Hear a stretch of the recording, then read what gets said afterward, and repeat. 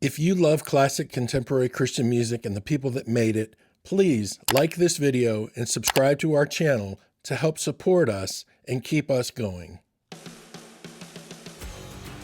This is Stage Right, and I am your host, John Thorne.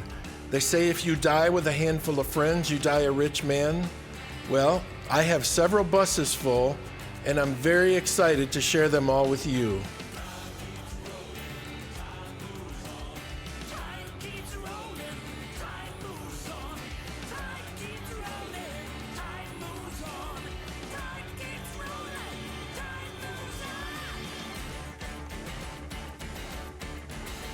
Welcome to Stage Right. I am your host, John Thorne. Thanks for tuning in today for episode 40.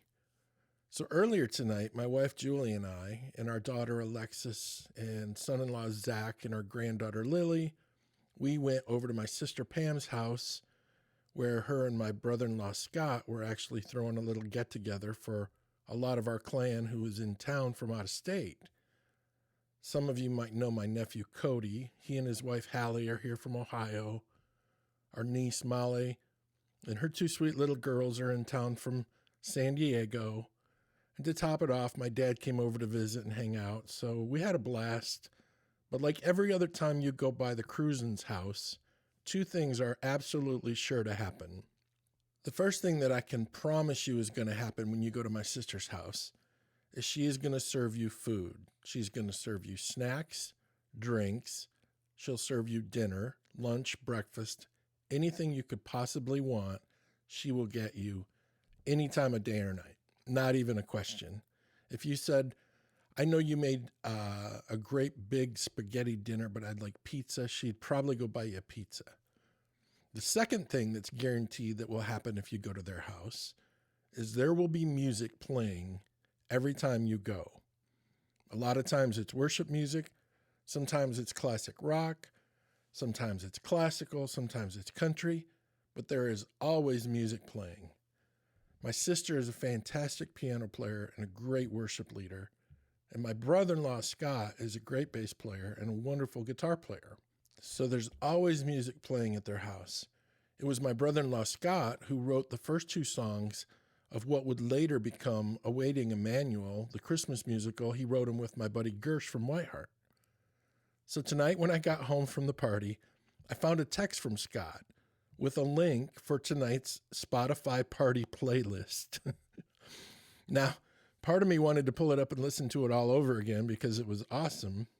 But the other part of me knew that I had to get this podcast edited and finished and uploaded before Friday at noon. But I was looking at the link and I was thinking to myself, how lucky am I that my brother-in-law is thoughtful enough to send me a playlist of music he knows I just enjoyed at his house. It doesn't matter how often we go to Pam and Scott's, doesn't matter what kind of music we listen to. It always takes on more meaning when I listen to it with my brother-in-law Scott. I love you, Scott. I appreciate you more than you know. Hey Rockstar provides digital marketing software and services to generate more leads, more exposure, and more revenue for your business or organization. Let Hey Rockstar amplify your awesomeness. Okay, Tom, so part two of our conversation, I want to pick up with this. I want to stay on the Imperials bus here for a little bit. There's this wave, this tsunami of Russ Taff and the Imperials that had built to this certain point. And then all of a sudden, Russ was gone. And Paul Smith was there. I saw 3 shows on that tour. I remember vividly his turquoise cowboy boots. Now, would you say from someone that rode the bus, were the crowds receptive of Paul Smith, or did they punish him because Russ was gone and they felt like it was Paul's fault? Or what was the effect on the bus, on the momentum of that next tour after Russ left? Well, that's a great question. Number one, Paul Smith is a dear friend of mine and always has been. I knew him back in Continental Singers. Oh, wow. And actually, it was me that gave Armand his custom album when Russ announced that he was leaving. Oh, my gosh. That's awesome. Yeah, so that's another story. But they ended up hiring Paul. And yes, it was a big change for the audience. I think there was a lot of audience that really had difficulty moving on to the Paul Smith era. part of that was because Russ left right before the album Priority, right about the time it released. Right. So Paul had to sing all of Russ's leads for a year on the road on Priority. That is so true. I forgot about that. In addition to Praise the Lord and Old Buddha Right. and Forgiven and Trumpet of Jesus. I mean, Paul had to do all those tunes. And, you know, Russ had a way of doing them. Paul had a way of doing them. Yeah. But there's no doubt, by the way, that Paul Smith was a phenomenon as a singer. Absolutely. Like, I likened him to Steve Perry and still do, you know, just a major vocal talent, you know. But, you know, there were people that just weren't going to let Russ go. Yeah. You know, and it took its toll on the audience and their satisfaction for a while. Okay, so you guys were on the road constantly. So that whole year he's singing Russ's songs. What was it like when Stand by the Power came out? So the Stand by the Power record was really a breath of fresh air when it happened because number one, they chose Bill Cheney in LA to produce, and of course Bill Cheney, famous engineer producer. Yes. At the time, right up there with O'Marty and just a different guy, you know. Yeah. And he used these killer players on that record. You know, Jeff Porcaro from Toto actually played drums on Stand by the Power. Yeah. Yeah, and Steve Lukather played guitar, you know. Unbelievable players. I think it was Nathan East played bass. You know, Abraham Laboriel played on the Omardian projects on bass. And right. Nathan East, I think, was on Stand by the Power, but don't quote me on that one. But it was definitely Porcaro. Right.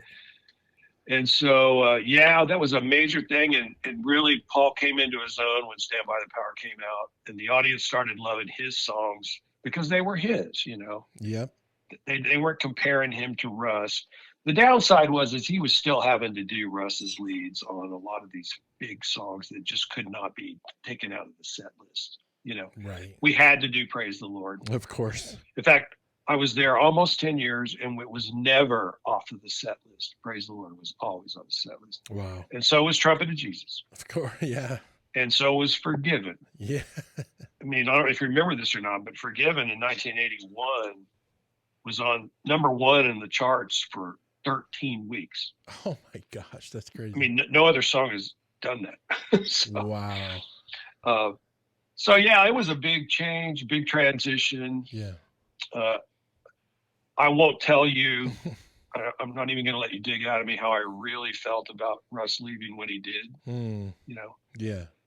It was devastating to the group, and really devastating to Russ as well. But you know, you can't second guess. You just keep going. You just get up the next day and go. Right.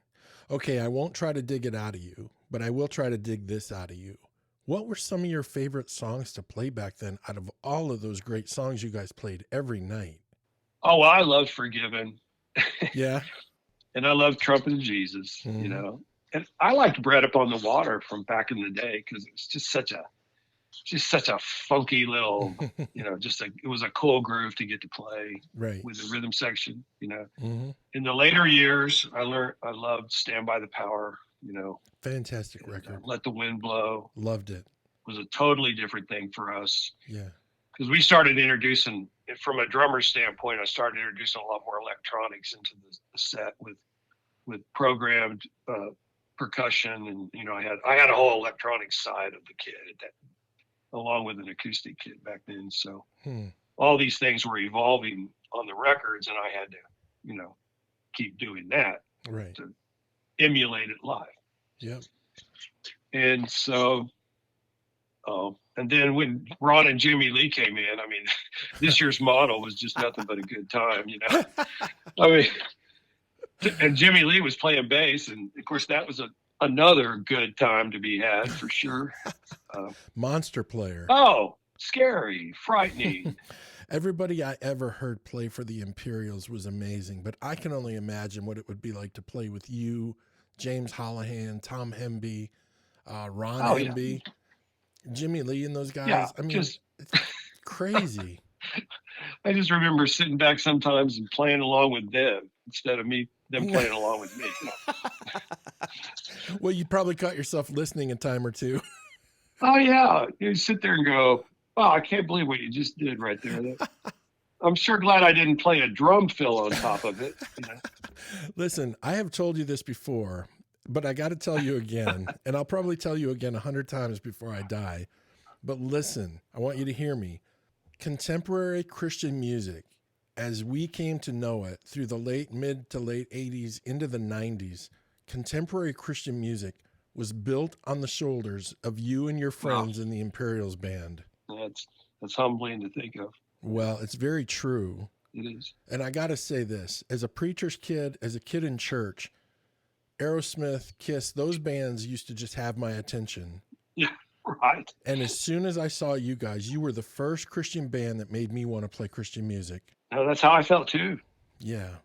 That's what Truth did for me, was it pulled me out of the nightclubs in Wichita. Wow, that's amazing. That I never really, I didn't want to return ever. I never had to play another club in my whole career. How about that? Wow, that's fantastic. Never, not once. That's amazing. That is so cool.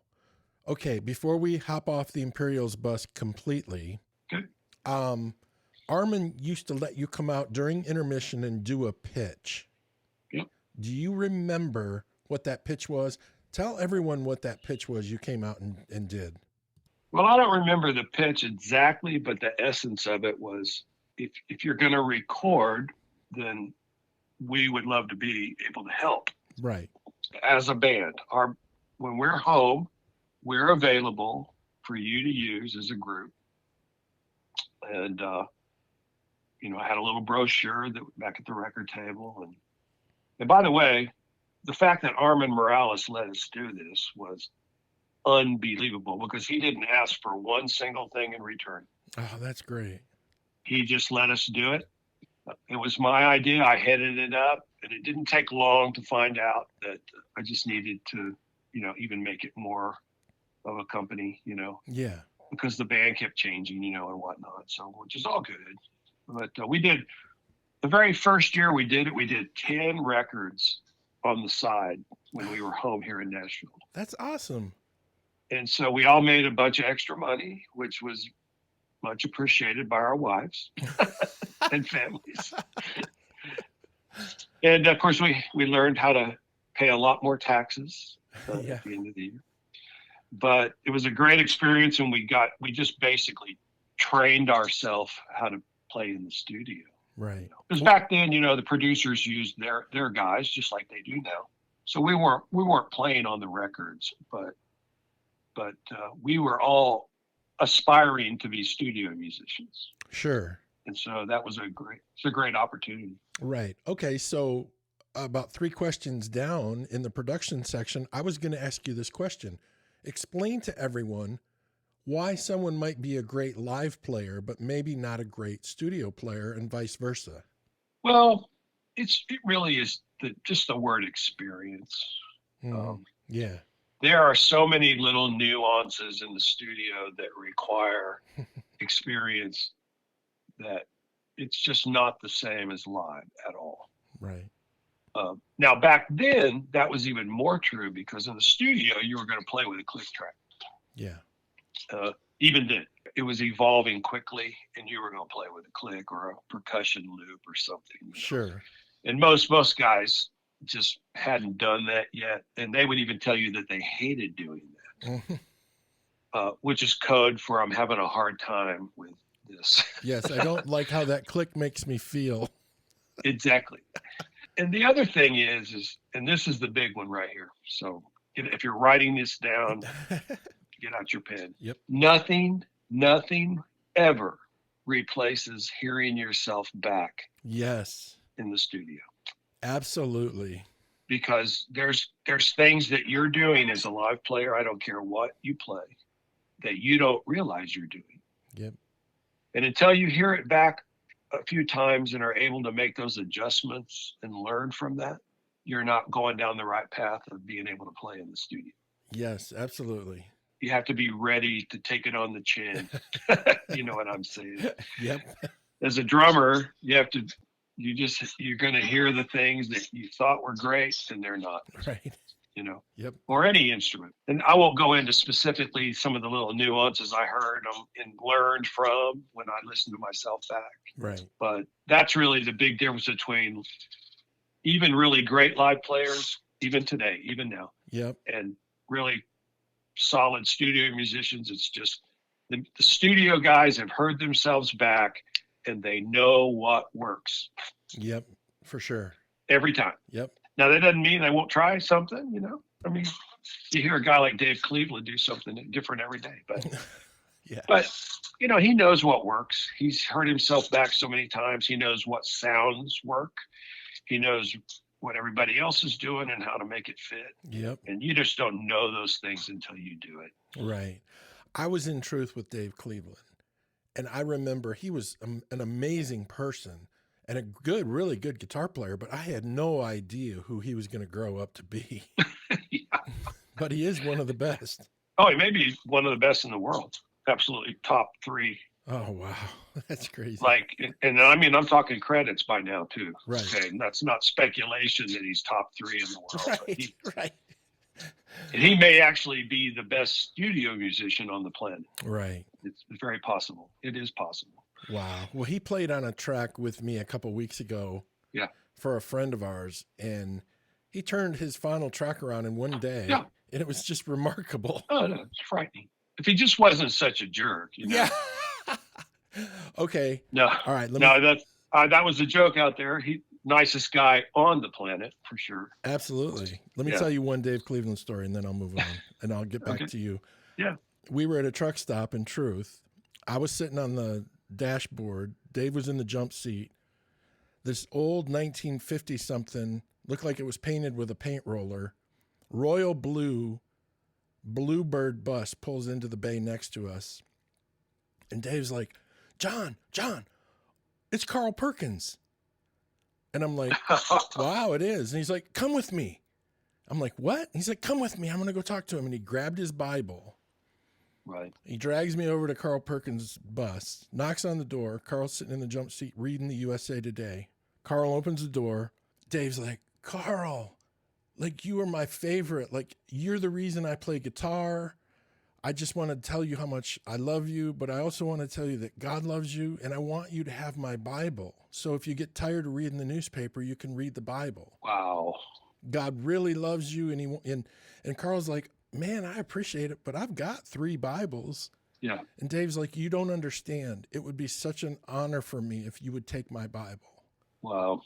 And Carl Perkins took his Bible and thanked him and shook his hand. And so that is Dave Cleveland. He's one of the best guitar players on the planet, and he's one of the best people. I could not agree more. Okay, so then as a drummer and a producer, I have to ask you this. Do you ever find yourself in the situation where you're second guessing what you're playing because you're producing as well? Well, not really. I don't track live and try to produce at the same time. Okay. So a lot of what I do now is because of the approval processes we have to go through. Mm-hmm. I'll program from pads into Pro Tools along with and work with a keyboard player or the arranger that I'm choosing on that particular piece. Sure. We'll start there. And so by the time I bring in players, we're probably cutting to that material. Okay. But you got to understand that when I say I'm programming, it's not, there's nothing cheesy about it, man. This is like fully, completely blown out, amazing sounds and whatnot. But sure.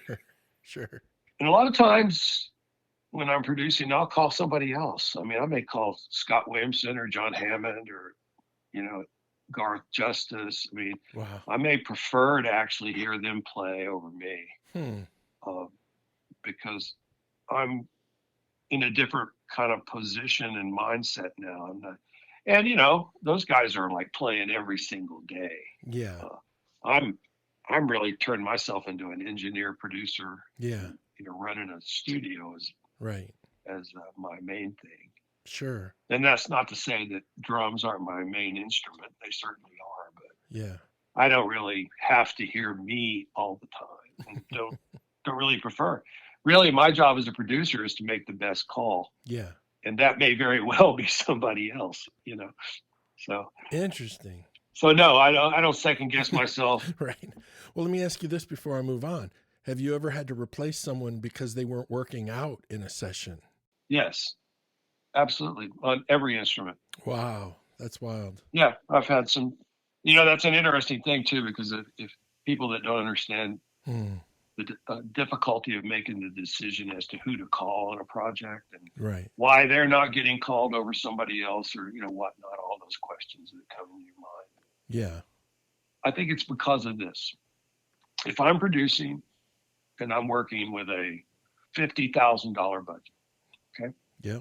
and I've got an hour of music to cut for whatever it is, a show or whatever, when I put it all into the spreadsheet, Mm-hmm. Mm-hmm. I really only have time and money to do it once, Yep. not twice or three times. Right. So the pressure is not in the studio. The pressure is making the right call. Yeah. So that's why producers generally have their guys that they can depend on. Unless they just have an enormous budget flexibility, they may not take very many chances when it comes to who they call. And that's the reason, because they don't want to have to fix it. They don't want to replace it Right. if it doesn't work out. And so when you look at it through that lens, it's a kind of gross to look at it through the financial lens, but from a producer's perspective, you're watching the numbers, you have that responsibility, it's real life, real money going out. And from a producer standpoint, if he makes a mistake and has to replace it, he called the wrong guy, it's coming out of his part of the project. Right. It's not the client's responsibility to make up for that. So that's kind of big boy talking. I mean, that's kind of like adult production stuff, Yeah. But that's the reality of it. That's why you can't just call that singer you heard at church that you think might be able to do it. Or that friend that wants to be a studio musician. Yeah. Or even a family member. Oh man. Unless you're sure, then you gotta be careful. Yeah. Now, and the other thing is, and a lot of people don't know this, but really when you try to get involved in things like that, it's not really the producers you need to know. Let's say if you're a singer, you need to know the other studio singers. Oh, that's great advice. And one of them is probably the contractor. Okay. Right. And the reason is because they don't want to sing with anybody, and they're not going to sing with anybody unless they're forced to. That's going to slow down the day or not represent their part correctly. Yep. So they really have to sign off on you first. And that's the same thing with the brass guys, the strings, the woodwinds, and the rhythm section guys.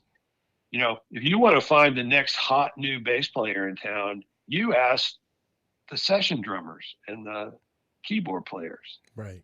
That's how you find out about the new kid in town that's killing it.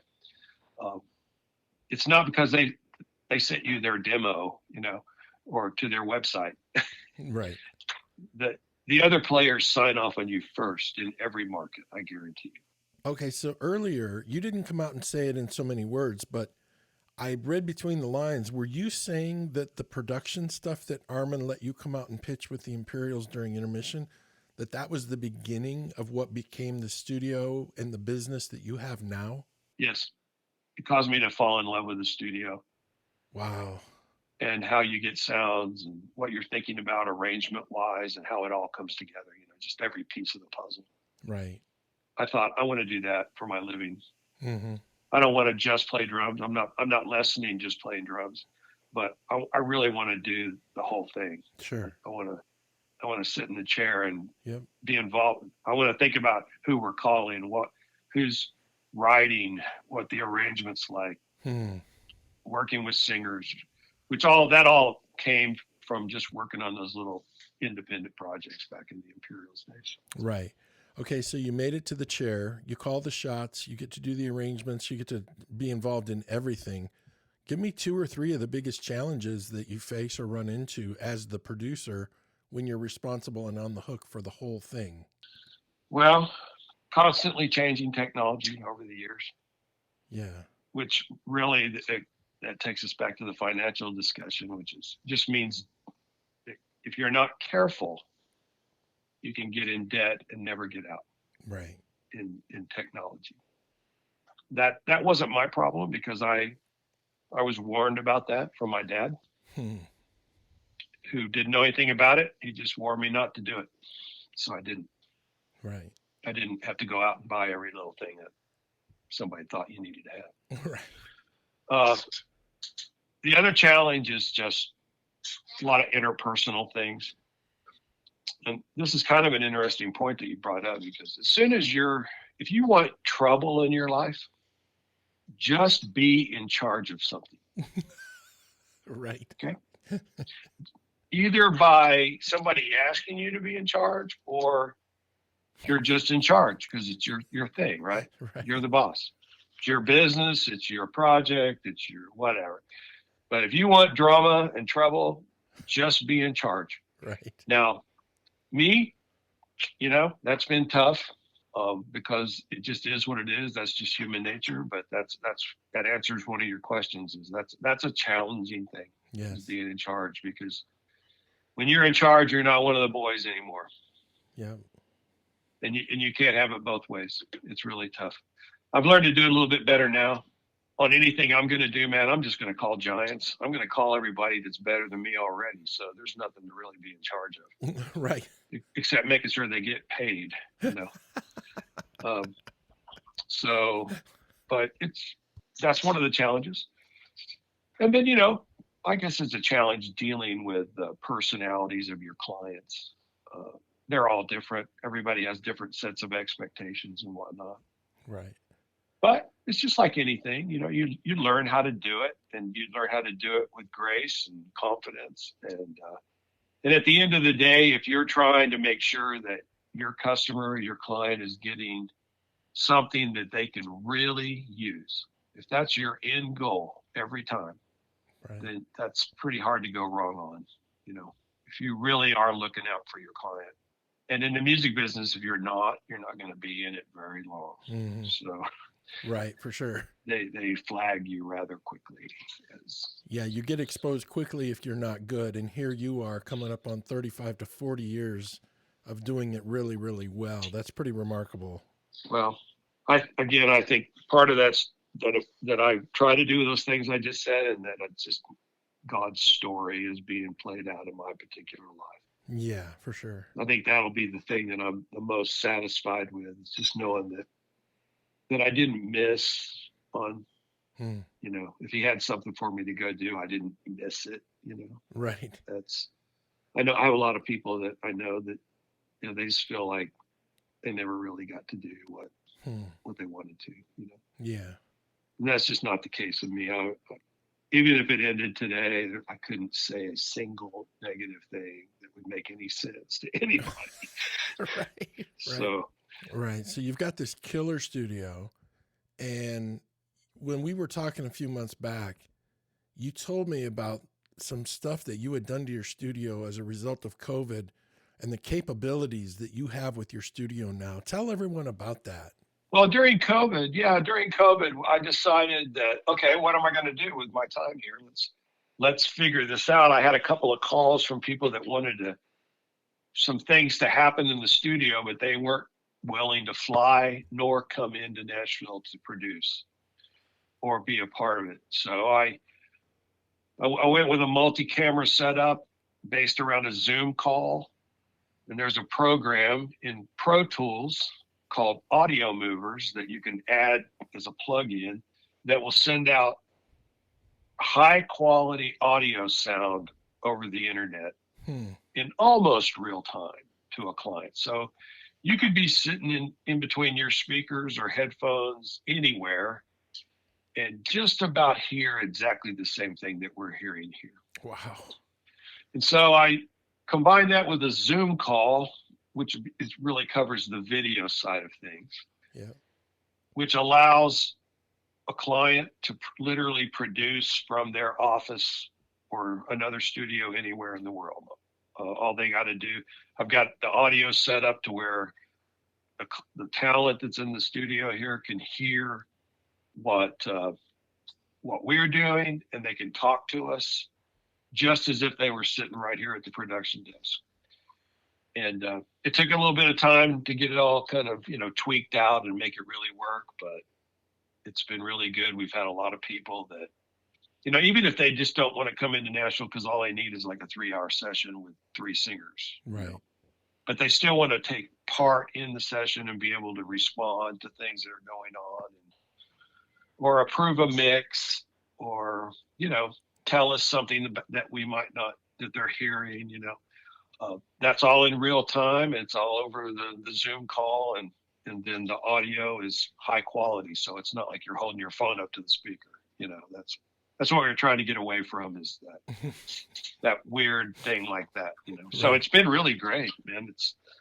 It actually caused me to work more than I probably should have during the COVID pandemic. Right. So now you've got cameras in the drum booth and in the vocal booth, right? Yes. So you can, so they can talk directly to the singer or the drummer or whoever they want to. Yes. That is just crazy what technology has allowed people to do. Yeah. This is a little technophobia, but you can actually tell Zoom to make your space bar the talkback button. What?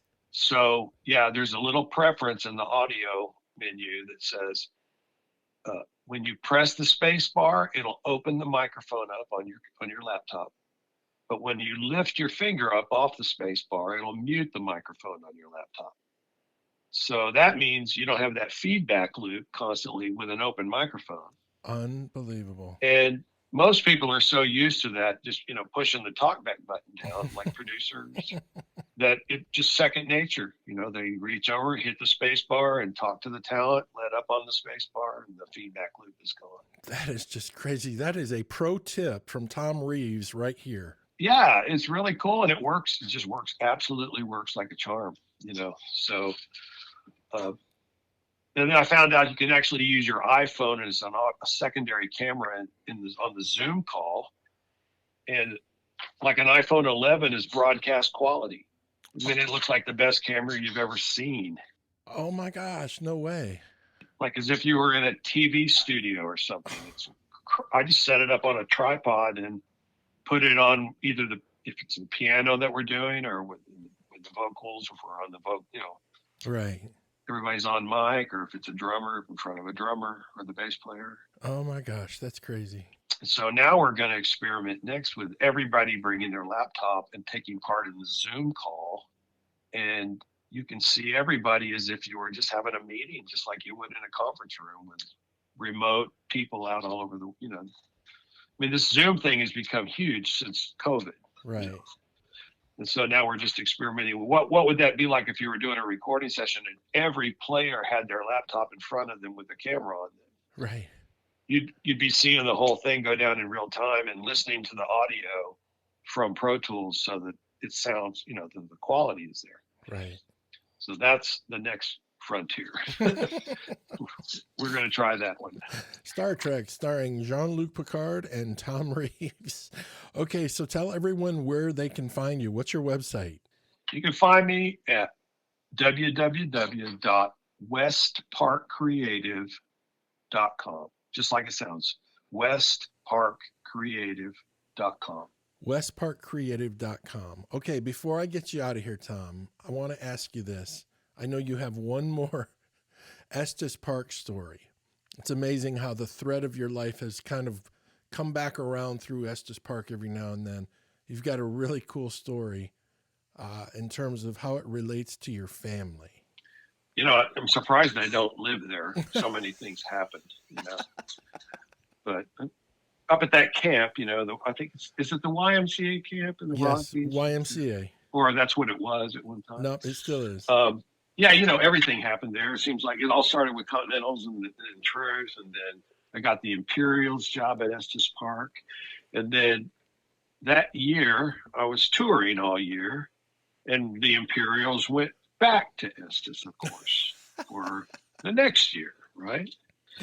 And we played our concert, and it was, I think by then, I'm thinking Paul Smith was in the group by then. Okay. I'm pretty sure, yeah. Well received. It was a great night.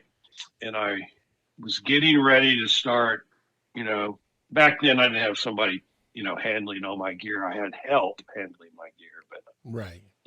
I still enjoyed putting it up and getting to where I wanted it to be. So I'm starting that process. And the auditorium has been cleared out, but and I don't know how she ended up being back there, but this girl was in the back of the auditorium.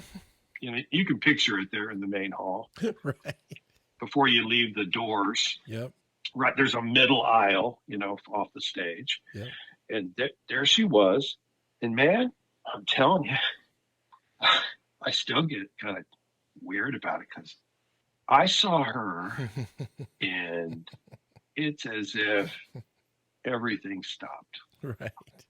Like all at one time. And you got to understand, I had just come off a whole year of what I thought was being a rock star. And Right. of course we weren't, but that feeling when you're out there. Yeah, but I got to say this, dude. You guys, more than anyone else, you were selling out arenas. You were like the closest thing there ever was to a Christian rock star. Everybody wanted to talk to you, and girls were no exception. Yeah. Let's Yes. put it that way. Yes. Now, it didn't go by the way that secular bands do it, but everybody wanted to at least talk to you and maybe go out for dinner. But Right. Anyway, I saw this young lady, and I just started walking down the aisle, man, just immediately, and went back there and started talking to her. And you know what? She didn't even know who the Imperials was. She was not the slightest bit amused by what I was trying to communicate, But you know what? We kept chatting, and we saw each other the next day. And the next day was that Word barbecue, they would have over. Oh, yeah, at the artist cabin. Yeah, all the artists and everybody would go attend this big barbecue that Word Records put on. And I asked her to go with me to the barbecue, and she did. And at any rate, that all happened on like a Monday, like the first day of the I think we played the opening night because we had to move on to other shows. But anyway, literally, dude, in 72 hours, I asked her to marry me. Oh my goodness. And, to put the bookend on that, I mean, we've been married 41 years. So, but all kinds of things connected that moment, to Estes. And like, for example, she came from Auburn. She was an Auburn University student. Okay. Just happened to be there as a youth director that summer, an intern. That's great. And we were playing Auburn a week later. Are you kidding? She already had tickets. That is so wild. When God just smacks you over the head with that person you're going to be with, it's just like you have no choice. There's not a decision to be made, So.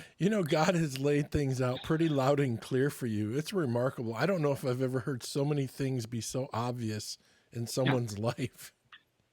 Just because I'm really stupid, you got to just make it point blank, I think it's awesome. That is so cool. So how long did you guys end up dating before you then actually did get married? Well, we kind of agreed to a year to see, because she was going to school. She was in college, Right. And I was touring, but I remember calling her about a month later. And I said, we're not going to know each other any better in a year. Because I'm on the road. Yep. And I might be able to visit once or twice, because you know how it is. You work right up to Christmas, and then you may get a couple of weeks off in January, right? Yeah. That's kind of the drill. So Anyway, we ended up getting married January 3rd. So just do the math there. That's not very long. So 41 years later, though. 41 years. Yep. Yeah. We have two great kids. My wife is a very good commercial artist. Oh, wow. She does abstracts and original art. Sure. On large canvases and starting to get quite a following. That's great. We have two children. We have a daughter, 37 years old now. Cool. Just had a baby. Wow. And a son that's 30, and they had a baby a year earlier, and now they're expecting a kid. So congratulations. We went from no grandchildren to 3, just like that. That's great. Grandkids are the best. How is that for you? Are you speaking from experience there? Yeah, just a little bit. 13-month-old granddaughter. That's awesome. So Monday nights we get everybody, both kids and their husbands and Lily, come over for dinner on Mondays. Yeah. And then Fridays I get to keep her all day, have her mostly to myself. We do a similar thing. We keep our grandson on Thursdays. That's great. And I'm reminded of what a huge job it is. Well, no, by the time the day's over, you're just worn out. You're exhausted. I know. It's the same thing with us, man. Lily, she's 13 months old. She walks and she does not stop from the minute she wakes up to the minute she lays back down for a nap. Well, it literally takes both of us to handle the day. And I'm thinking about being gone when our daughter was born and, being on the road, because I was off the road by the time our son was born. But yeah, I think every time I think about it, I apologize to my wife just for bringing her to Nashville and leaving her alone half of the time. My gosh. Well, I've met your beautiful wife, Peggy. We had the privilege. It was Two Rivers Baptist. Truth was playing there. We get done. We tear down. Yeah. Mike Childers comes up and he says, man, guess who my host is tonight? I just met my host. I get to stay with Tom Reeves, the drummer from the Imperials. And I'm like, you're kidding, dude. No way. And I was happy for him, but I remember that. But I was bummed for me because I would have loved to have stayed. And then like 2 minutes later, Paul Glasgow yells across the room, John, you're with Mike. And I was like, no way. So I don't know if you remember it or not, but we kept you up all night talking about the Imperials. Yeah. And boring you with questions and everything. No, I remember that. You even sent me some CDs that Jackie played on that you produced. Yeah. That was pretty wild. Well, dude, you were always so good to me. You've been more than gracious with your time. Thanks for being my guest the last couple of weeks. Absolutely, man. You go enjoy those grandkids and that beautiful family of yours. I will talk to you soon, Tom. Well, it's an honor, man. It really is.